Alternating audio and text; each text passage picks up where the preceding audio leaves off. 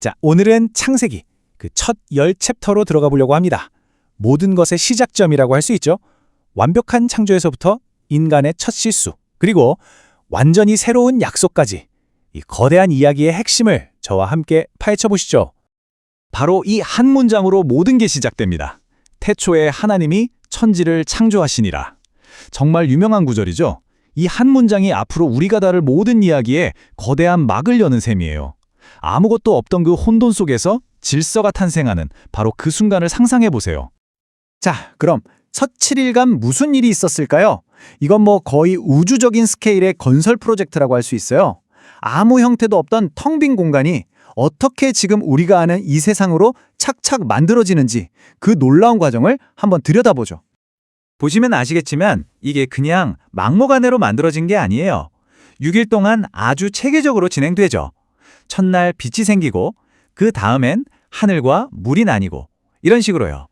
재밌는 건 각 단계가 다음 단계를 위한 완벽한 준비 과정이라는 거예요.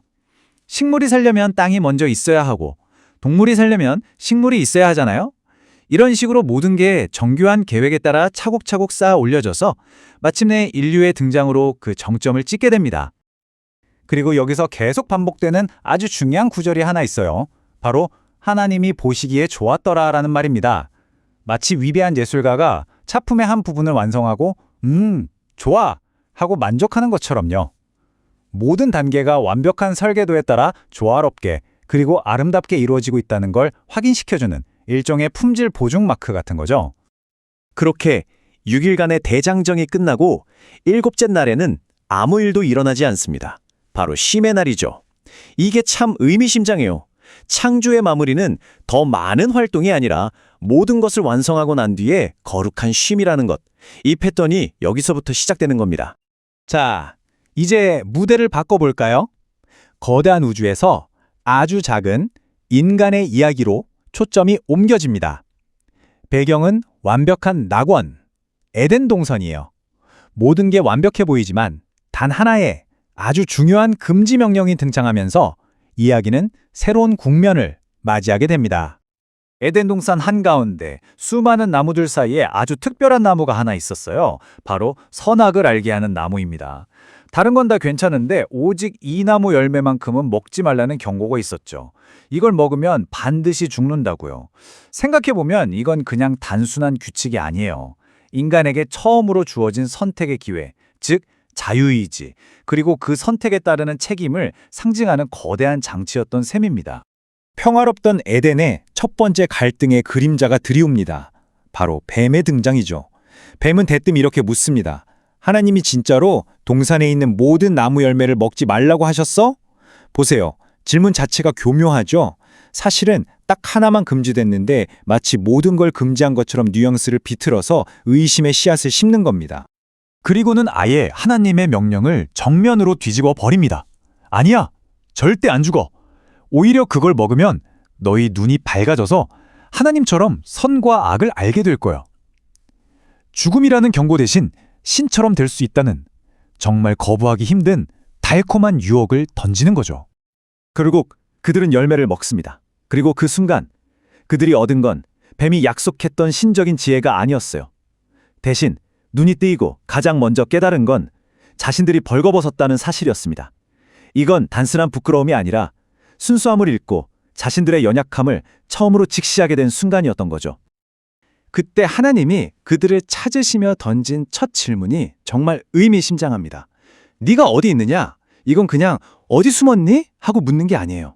죄를 짓기 전에 너와 지금의 너는 어디가 다른지, 너의 영적인 좌표가 어디쯤인지 묻는 훨씬 더 깊은 질문이었던 거죠. 결과는 혹독했습니다. 뱀은 배로 기어다니게 되고 여자는 출산의 고통을 겪게 되며 남자는 평생 땀 흘려 일해야만 먹고 살 수 있게 되죠. 그런데 이건 단순한 벌 목록이 아니에요. 더 중요한 건 모든 관계가 깨져버렸다는 겁니다. 인간과 자연의 관계, 남자와 여자의 관계, 그리고 인간과 노동의 관계까지 에덴 동산의 완벽했던 조화가 산산조각 나버린 거죠. 에덴에서 쫓겨난 이후 그 비극은 여기서 끝나지 않습니다. 죄의 영향력은 생각보다 훨씬 더 빠르고 깊게 퍼져나가요. 결국 인류 최초의 가족 안에서 끔찍한 비극이 일어나고 맙니다. 바로 아담과 하와의 첫째 아들 카인과 둘째 아들 아벨의 이야기입니다. 카인은 농부였고 아벨은 양을 치는 목자였어요. 직업이 다르니 당연히 하나님께 바치는 제물도 달랐겠죠? 카인은 자기가 기른 땅의 소산물을, 아벨은 자기 양떼의 첫 새끼를 바쳤습니다. 문제는 여기서 시작됩니다.